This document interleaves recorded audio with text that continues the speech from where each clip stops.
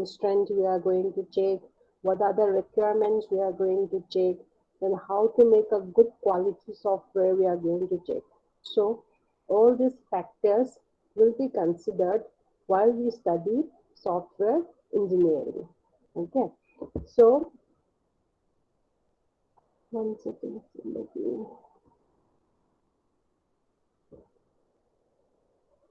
Okay, so what is a software product? First, we need to know what is a software. So all of you know what is a software, right? What is a software? What is a software? So software is nothing but some set of programs, right, which we are going to finally develop one product. So software is nothing but it is some set of programs, or we can say some set of executable codes. Okay. So a software product, we are going to see now a software product. So software product is nothing but this, using this set of programs, we will be developing a product which satisfies the user requirements. Okay, so it is also given here, a program is an executable code which serves some computational purpose. So this software will be considered to be a collection of executable programming code. Then this software, when we met this for a specific requirement, so we want something, so that we are going to develop as a software which satisfies the user requirements. That is known as a software product. Okay. So software product, under software product, we have certain steps for developing the software. Some of them are requirements. First, you need to gather the requirements. You need to perform system analysis. You need to perform design phase, then coding design, then testing, deployment, maintenance, and updates. Update is very important because it is software product, since the user requirements are dynamic nature because it changes in the course of time. So we need to update the software in the course of time. So these are some activities or some factors we need to consider when we develop a software product. Okay, so now software engineering. So what is software engineering? So the purpose of developing the software product with the use of engineering. Okay, so engineering means what? It is all about developing products using well-defined scientific principles and methods. So we are going to use scientific principles and methods in order to develop the software product. This process is known as software engineering.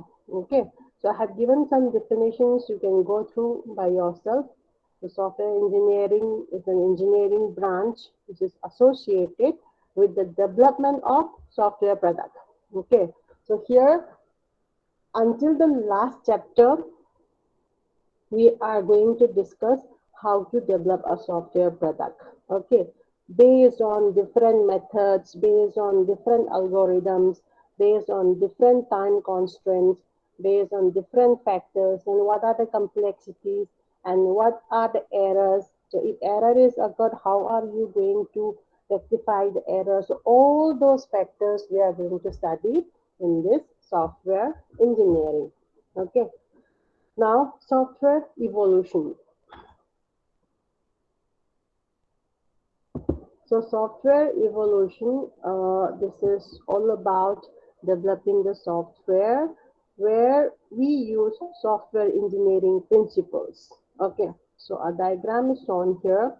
So, in software evolution, what we do is we are going to develop the software considering the maintenance, updates, and all this analysis, planning, release of the software, then change request. So all these things we are going to perform while we develop the software product. Okay. So for example, when you want to develop a software product, first thing is you are going to gather the requirements based on user wants or user needs. So what the user is actually what he wants to develop. So what kind of product he wants, that has to be understood from the user. Then the developer will collect all the requirements. After collecting the requirements, he will analyze with a team of members. So how we are going to develop the software, that he will analyze. So after analyzing, there will be a release of the planning. So this has been planned. Step 1, we are going to do like this. Step 2, we are going to do like this. So we have planned all the necessary steps and we are going to release the planning process. Then if there is any update of the system, so we need to update the system. Then there will be release of system release. And finally, when we have any requests, so for example, our software has been developed, but before releasing the software, if a user wants to modify anything, then he will put up a change request. So after putting up the change request, the requirements will be updated and finally the planning will be updated.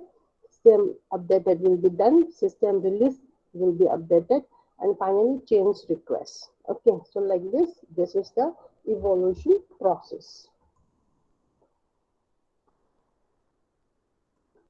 One second.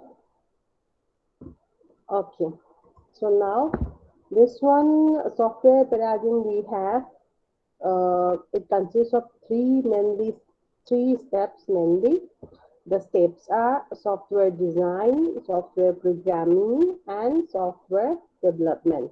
So it is explained here what does requirement gathering. It means collection of information. Software design means we have design process and maintenance. And in programming, we are going to perform the coding, testing, and integration. Okay, so integration is nothing but combining all those small sections of modules. So what is the need of software engineering? So we have a higher rate of change in user requirements. So day by day, the user requirement is increasing. And with the advancement of technology, the user wants more. Okay, so that is what they said here, higher rate of change in user requirements and environment on which the software is working. So you have certain many types of software platforms which you can develop the software product. So with this, we have another 2-3 factors given here. Why do we need software engineering? So first one, large software. So the software size may become large, so we need a scientific process. Okay, we need a scientific process since the size of the software becomes large because the demand of user requirements is becoming large or it's becoming huge. So we need a large software.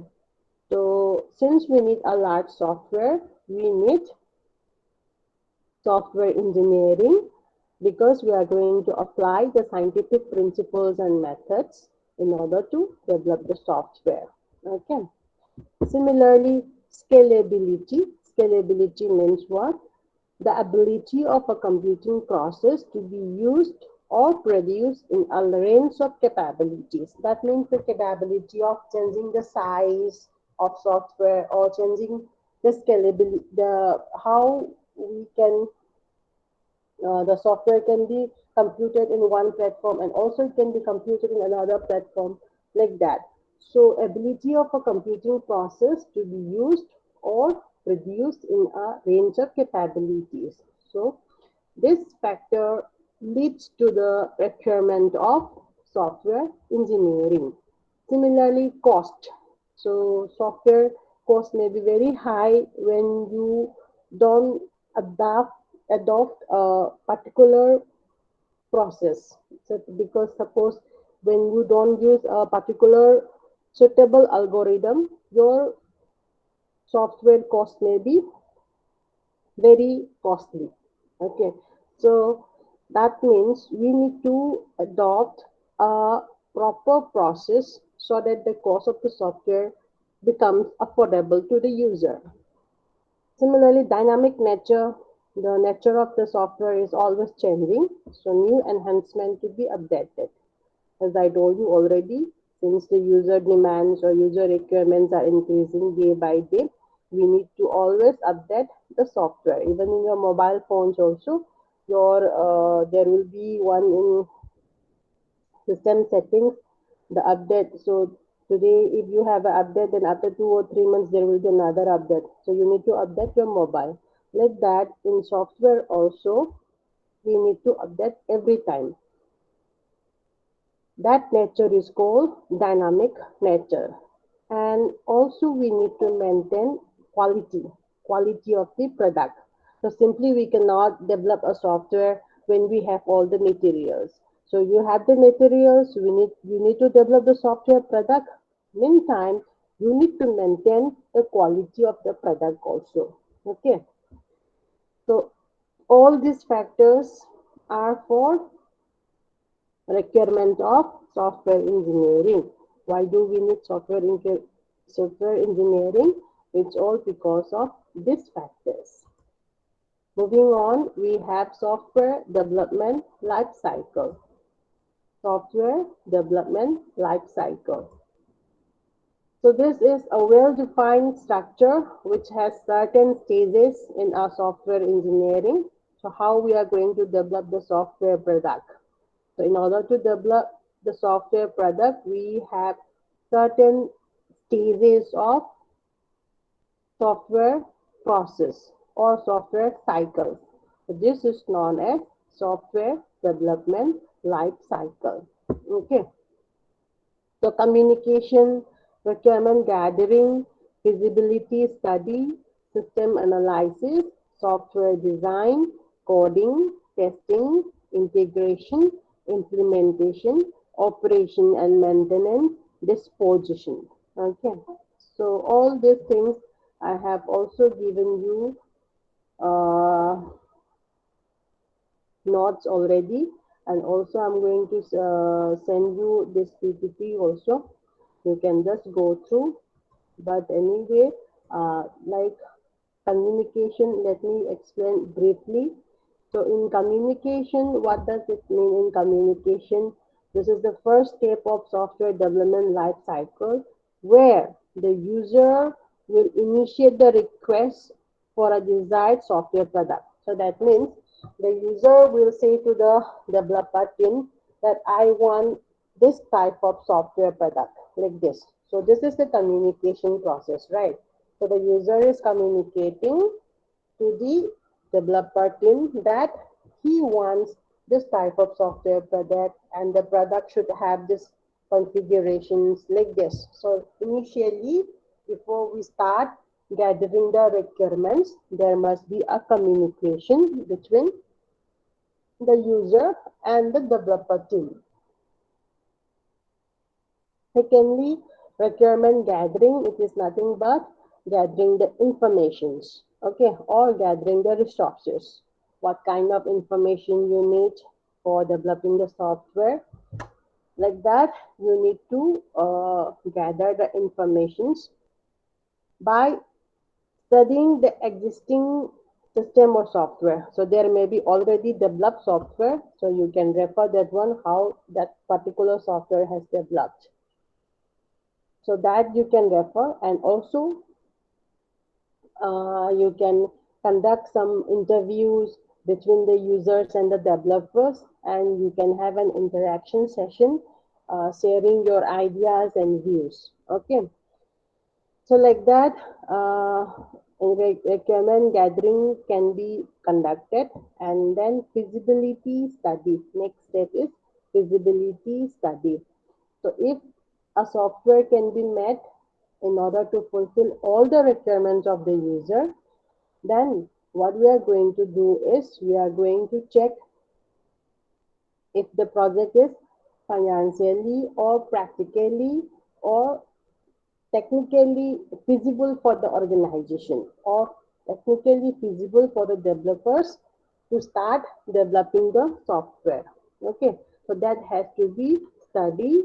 All those study will be done before you start the actual development of the software.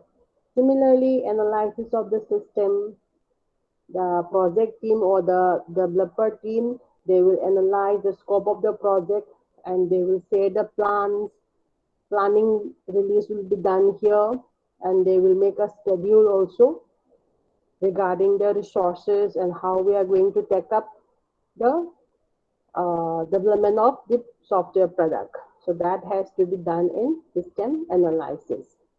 And in software design, they will start taking the input from the user, then design will be started with two forms, developing two forms. One is logical design and one is physical design. Okay, so that all the notes I have sent you already, we can just go through once. Next, coding, you will start the coding. You know, everybody knows what is coding, right? You are going to write some programming language.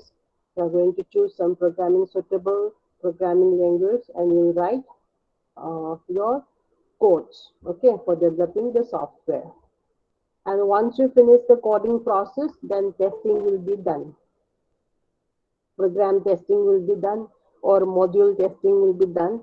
The whole unit or the whole model you cannot perform your testing. So we have to divide into sub modules so that we can perform the testing one by one, unit by unit. Okay. And finally, integration. Integration is the modules which we have tested separately that are going to be combined. Okay, that is integration testing. And we have implementation. Implementation is nothing but your part of installing the software on your machine. Okay, that is implementation. And finally, we have operation, maintenance, and disposition. So you can just go through once in the notes which I have sent. So this is all about software development life cycle. Okay. Now coming to process models. Process models. So a software process model, this is an abstraction of the actual process. Okay. Abstraction like we are going to just frame this, it's like a flow chart into which we are going to just uh, draw the workflow of the particular process. So that is process model. It is an abstraction of the actual process. It can also be defined as a simplified representation of a software process. Okay, so simplified representation of a software process. So we have certain process models here. First one, waterfall model, V-shape, spiral, iterative, prototyping, and RAT model. RAT model is nothing but rapid action development model. Okay. And also we have incremental, evolutionary, and agile model. So we will just study these 6 models because this will be similar. So how they are similar, I will explain to you in the next slides. So we will study first what is a waterfall model. Oh yeah, Satyam. Who is Satyam? He is joining just now.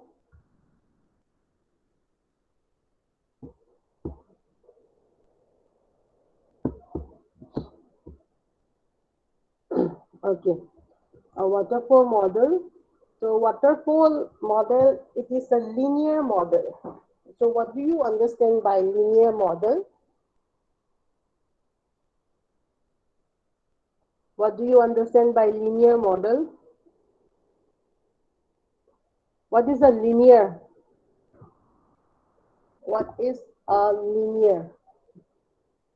The general meaning of linear, what is linear? You have come across this word in your mathematics also. You have come across this word linear many times. So what do you understand by linear? When I say linear, what is the general meaning of linear?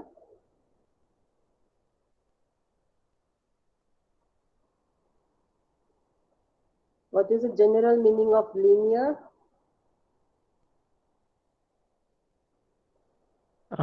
Ma'am, linear can mean like straightforward, literal. Yes, yes, tell me. Like a straight line, something Yeah, sequentially. yeah, in mathematics, we say linear is a straight line. Okay. So in our software engineering, we are going to say a linear is a sequential process. Okay, sequence. That means it has to go in a line or in a straight line where it cannot come back. It is a sequential process.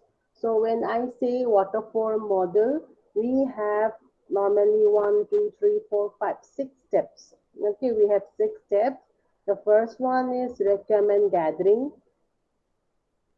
Next one is system design, implementation, testing, deployment, and maintenance. Okay, so all normally the steps here will be similar in all the other models also.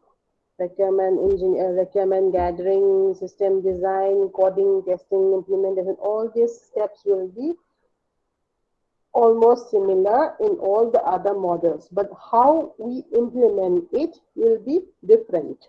Okay, so here, why do we say linear? Because it is a step by step process. Why do we say linear? Because it is a step by step process. That means unless and until the first stage is completed, you cannot go to the next stage. Okay, that for example, without performing the requirement analysis, you cannot go to system design. So once the requirement analysis stage is completed, you have to go to system design. Similarly, system design phase is completed, then go to implementation like this, step by step. Okay. And the main disadvantage of this model is we cannot go back to the previous process. That means we cannot perform backtracking in waterfall model. Okay. If you want to backtrack, then completely you are going to start a new model. So you cannot go back in this model. You have to ignore this model and you have to start a new model. Okay. So it is a step by step process. You have to complete the first step if you want to go to next step. Similarly, this step should be completed if you want to go to implementation, and if you want to go to testing, the previous step should be completed. And the disadvantage, as I told you, there is no backtracking in waterfall model. That means, suppose if a user wants to add a new configuration to the software product which is going to develop, but the system design part is already completed. Okay, now the system design part is already completed, but the user wants to add one new requirements here. So he cannot go back and add the requirements in this stage. So he has to delete this completely and he has to start making a new waterfall model. Okay, so that he can add the requirements he want to add here. So disadvantage, no backtracking or no repeating phases in waterfall model. It is a linear process, which means it is a step by step or sequential process. Now, coming to V-shape model, V stands for there are two V's here. One is verification, one is validation. Okay. So left side, this part is verification process and this part is validation process. So V-shaped model, why do we call V-shaped model? Since we have two V's, one is verification, one is validation, we call this as V-shaped model. So V-shaped model, it is an extension of waterfall model. V-shape is an extension of waterfall model. Okay, where for every phases in the waterfall model, we are going to associate with testing process. Okay, for every steps. So you consider these are the steps in your waterfall model. So these steps we are going to associate with one testing model. Okay, that is called V-shaped model. And what do you know the difference between validation and verification? What is verification? What is verification and what is validation? The general meaning. So you have come across these words verification and validation every time, right? So let me, you verify the user like this. Even in your Gmail or Google login, there will be sometimes notification comes for verification process, right? So what is that verification and what is validation?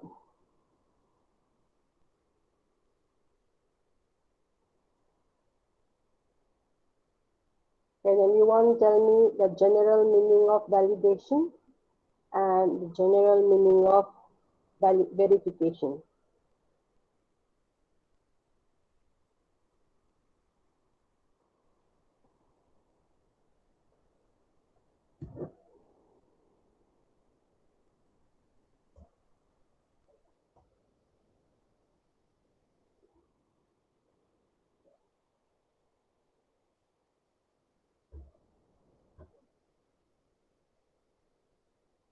What is verification? I'm not asking about the software engineering concept.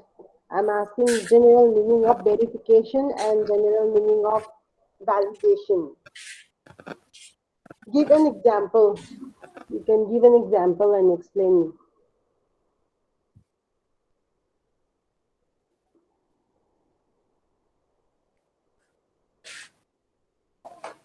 Ma'am, verification relates to the user authentication, like if it's a legal user or authorized user. And validation, ma'am, we can say it's if the software is totally complete for deployment or something. Yeah. So why others are not answering? At least you try to answer something, no? So that I can assume that you are listening to the class. Yes, Because ma'am. yeah, yes, Abhijit, fine. I'm asking about the others. So please respond when I ask the question because like most of you are just putting your video off. Everyone is putting video off and audio off and simply I'm talking here. So I don't know whether you are really understanding the thing or not. So when I ask something, please respond. Okay. Okay, so let me tell you verification and validation. So verification, it is written here, it is the process of checking that the software achieves its goal without any error. So this is the concept of verification and validation in the context of software engineering. Okay. So it is the process to ensure whether the product developed is right or not. It verifies the developed product fulfills the requirements that we have. Verification is static testing. Okay, so verification, we are going to verify. We are going to verify whether our developed software is the right software or not. Okay, we are making the product right or not, that we are going to check in verification. While in validation, we are going to check whether we are developing the right product. Okay, whether we are developing the right product. So it is validation of actual and expected product. So what the user wants and what we have developed, that we are going to check in validation. Validation is a dynamic testing. So now you can see the last two sentences, verification, which means are we building the product right? Okay, are we building the product right? And in validation, you see, are we building the right product? Are we building the right product? For validation, we are checking that we are developing the right product or not. While in verification, we are going to verify whether we built the product correctly.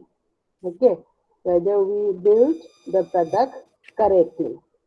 So this is the main difference between verification and validation in software engineering. So I have given here, I have given here difference between verification and validation. So you can just go through verification. Normally, when I say verification, in a general meaning, okay, verification in general meaning. Normally, we are going to check documents, we are going to check the designs, we are going to check the codes and programs, whether they are right or wrong, whether the documents are right, whether the design we use for developing the product is right, whether the codes we use are right, whether the programs we use are right. Okay. While in validation, we normally perform testing and checking whether it is correctly developed, whether the actual product is obtained or not.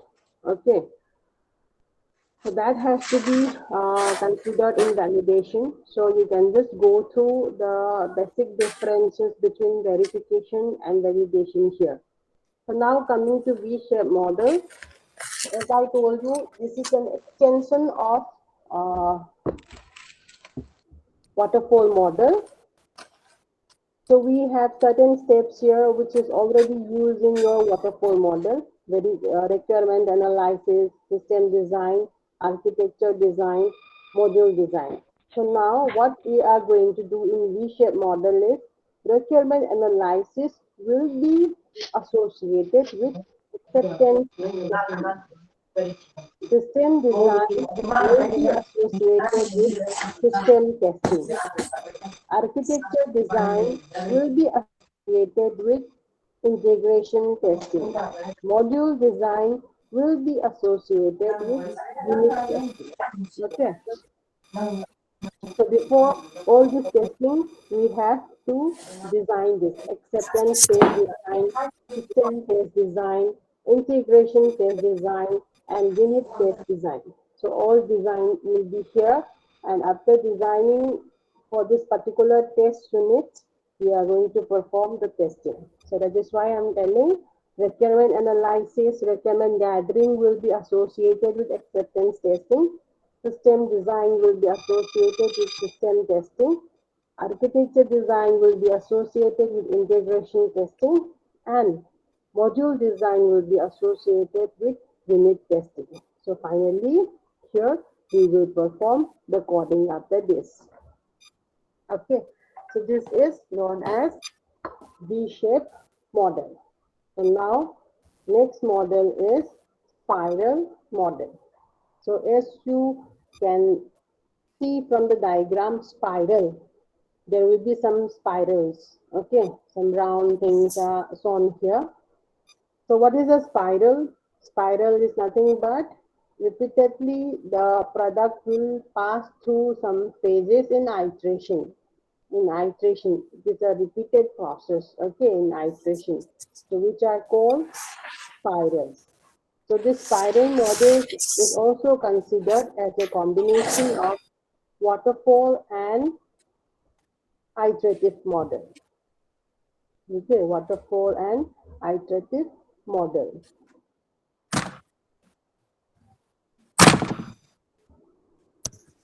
What happened to this, Siddharth?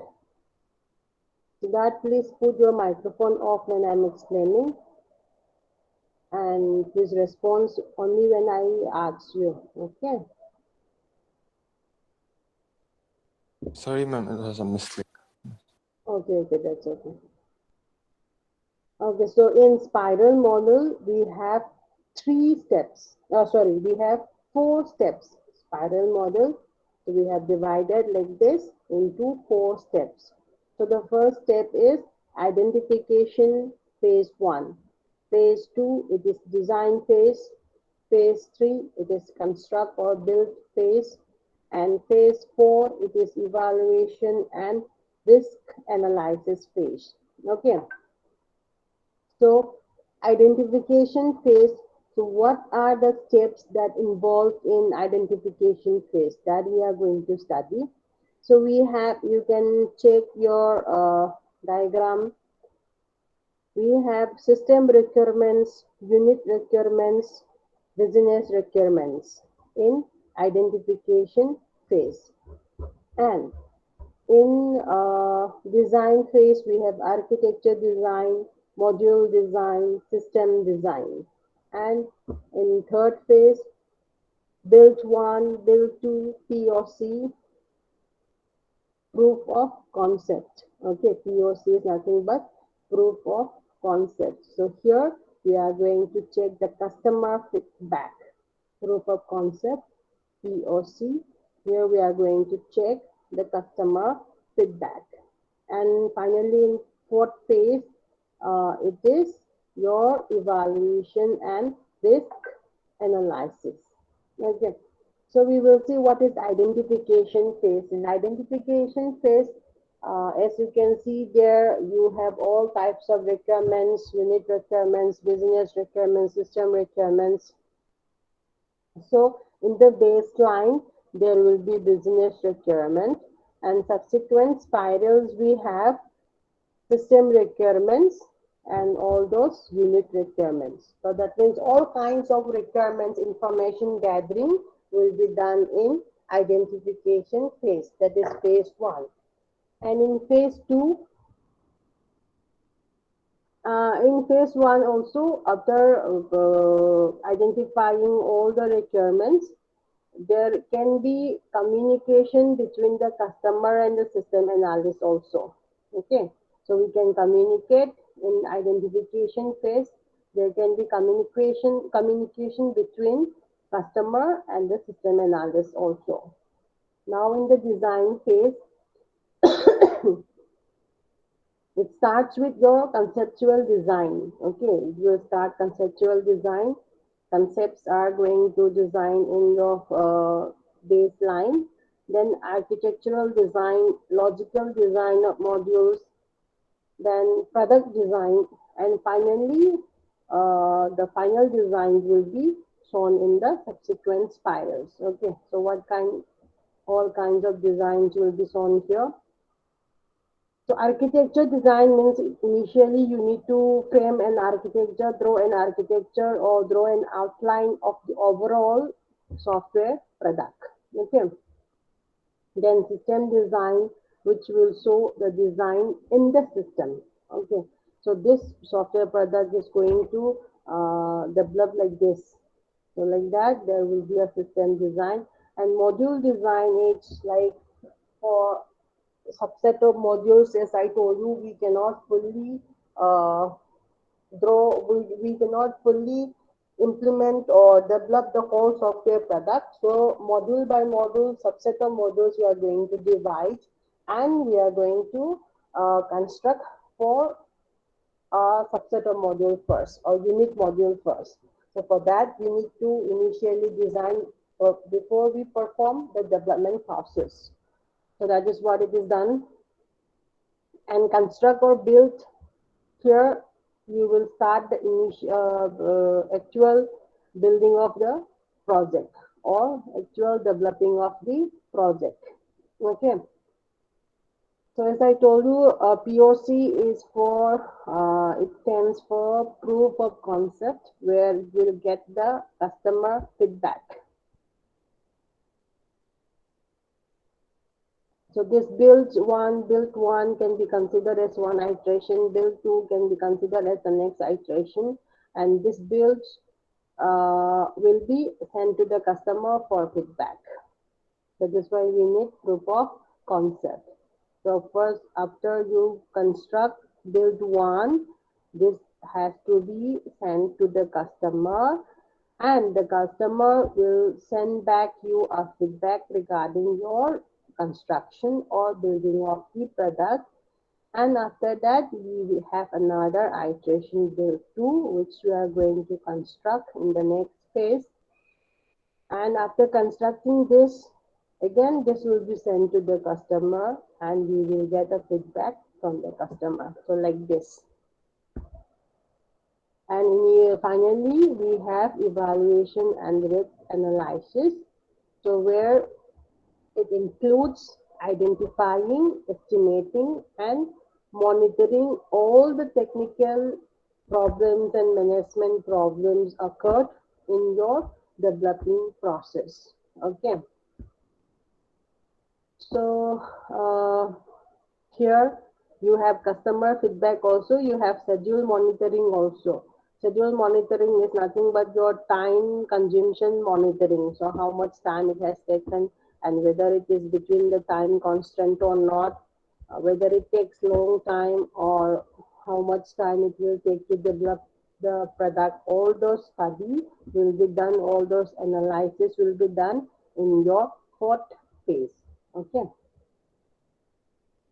So that is spiral model and iterative model. So iterative model, as you know, iteration, that means what? Iteration means it is repeating the process. Okay, iteration means what? It is repeating the process. So iteration model, it will start with a small subset of the software, then again it will go to the next subset, then again it will go to the next subset until the complete system is implemented. Okay, that is iteration process. And now when I say incremental is another model, but when I say incremental, here also it is likely similar with iteration. Okay, here we are going to divide into multiple modules. Here in incremental also, we are going to divide into multiple modules. Then each subsequent release of the module will add a function to the previous release. Okay. So the similar to the iteration process, here also we are going to divide into multiple modules, and each module will have one corresponding result. That result we are going to add to the next phase, and it will continue until the whole system is completed. Okay. So that is why I am just combining this iteration and incremental. So when you combine this iteration and incremental model, so this is a diagram we have here. So build one, designed build one, here we are going to construct for a small set of software requirements. So this is the requirements. Here some subset of requirements we are going to perform the development process. So build one, design and development, testing, implementation. So as I told you in the beginning of my class, all all the steps which we have learned in waterfall model, that will be repeated for all the other models also. Because why? We are going to construct a software product. So in order to construct a software product, what do we need? We need requirements, we need design part, we need coding, we need implementation, we need testing, we need maintenance. All those parts will be required for a software development process. Okay, that is why it will be repeated in all the other models also. The only difference is how we implement it. Okay, so like in waterfall, it is a linear process, step-by-step process, which means the first step should be completed in order to move on to the next step. Okay, that is why we call waterfall model as linear model. So the implementation is different, right? How we implement is different. Now in iteration model, here we are going to take some subset of requirements, and for the subset requirements we will be developing the product. Then we will move on to the next stage. We will perform the same process. Then we will move to the another iteration. We will perform the same steps, subsets, requirements, development process, like that. So iteration model, as you can see here, we have requirements and we have build 1, build 2, build 3. This can be iteration 1, iteration 2, iteration 3. Okay. So this has been done. Designing, developing, testing, implementation is done. Now it is incremented, or it moves on to the next phase, design, development, testing, implementation, like this. Okay, so for every phase there will be a result which will be added to the next build. Okay, for every phase there will be a result which will go to added to the next build.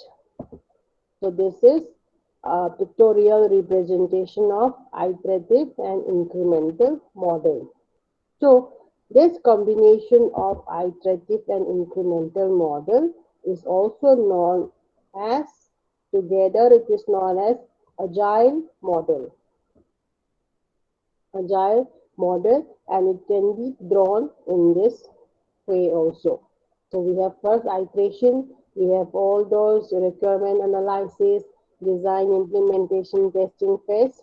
Now we are moving on to the next iteration, which means we have incremented to the next iteration, and again we have all these steps similarly. Now we have iteration 3, iteration up to iteration n we can have. Okay, the combination of iteration model and incremental model, collectively it is known as agile model. Okay, so here in agile model, one important thing you need to know is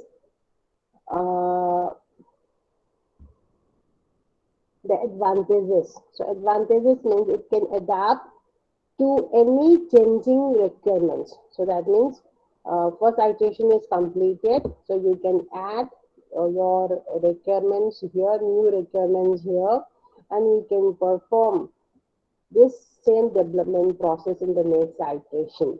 Okay, so it can adapt to changing requirements, and also it is very easy to change directions to adapt to any dynamic conditions. Okay, since it is iteration, we can move on and we can perform the development process unless and until we want our user specified requirements. Okay, until we found what user wants, we can move on adding, or we can move on changing the requirements, and we can increase or increment the number of iterations, and we can perform until we get what user wants. So this is the advantages of agile model.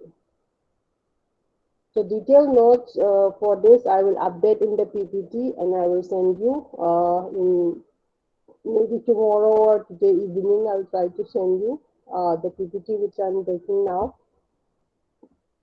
So for today, let us do up to this agile model.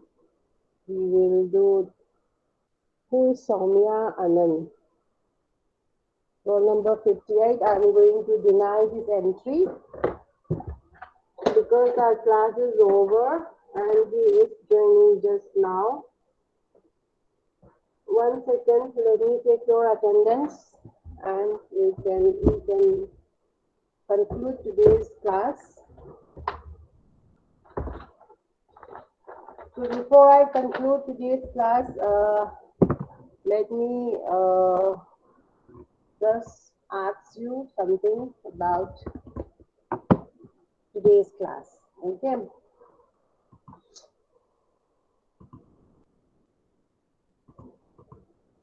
So first part is nothing that not that much. So from the second part, let me ask you. Okay.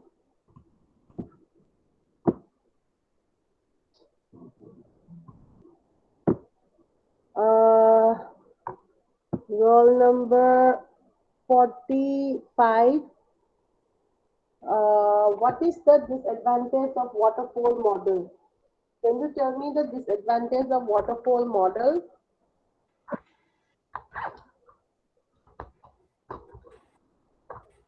Roll number 45. Yes, ma'am.